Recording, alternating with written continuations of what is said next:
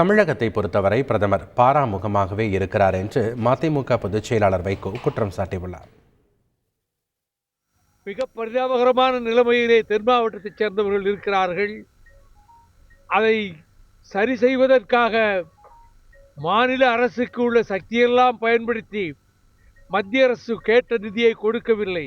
7,300 கோடியை முதலே கொடுங்கள், பிறகு 12,259 கோடி திரும்ப வேண்டும் என்று கேட்டதற்கு அவர்கள் வெறும் 450 கோடி ரூபாய் முதலே அனுப்பி வைத்துக் கொண்டு நாங்கள் மத்திய அரசாங்கத்திலிருந்து என்ன செய்ய முடியுமோ அது செய்கிறோம் என்கிறார்கள்.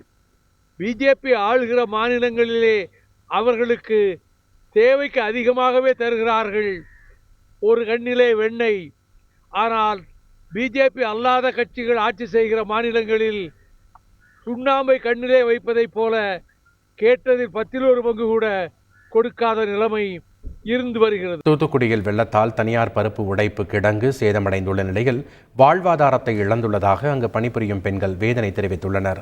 தூத்துக்குடி எட்டயபுரம் சாலையில் உள்ள தனியார் பருப்பு உடைப்பு கிடங்கில் வெள்ள நீர் புகுந்ததில் சுமார் 35 லட்சம் ரூபாய் மதிப்பிலான பருப்பு நீரில் மூழ்கி நாசமடைந்தது.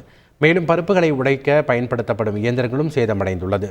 இதனால் தங்கள் தொழில் செய்ய முடியாமல் வாழ்வாதாரத்தை இழந்துள்ளதாக கிடங்கில் பணிபுரியும் பெண்கள் வேதனை தெரிவித்துள்ளனர்.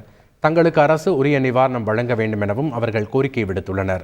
தென் தமிழகத்தில் வரலாறு காணாத மழை வெள்ளத்தால் பாதிக்கப்பட்டுள்ள மக்களுக்கு உதவிடும் வகையில் லாரிகளில் 14 லட்சம் ரூபாய் மதிப்பிலான நிவாரணப் பொருட்களை 5வது முறையாக கள்ளக்குறிச்சி மாவட்ட நிர்வாகம் அனுப்பி வைத்தது. மாவட்ட ஆட்சியரின் நேர்முக உதவியாளர் யோக ஜோதி 5வது முறையாக இதனை அனுப்பி வைத்தார்.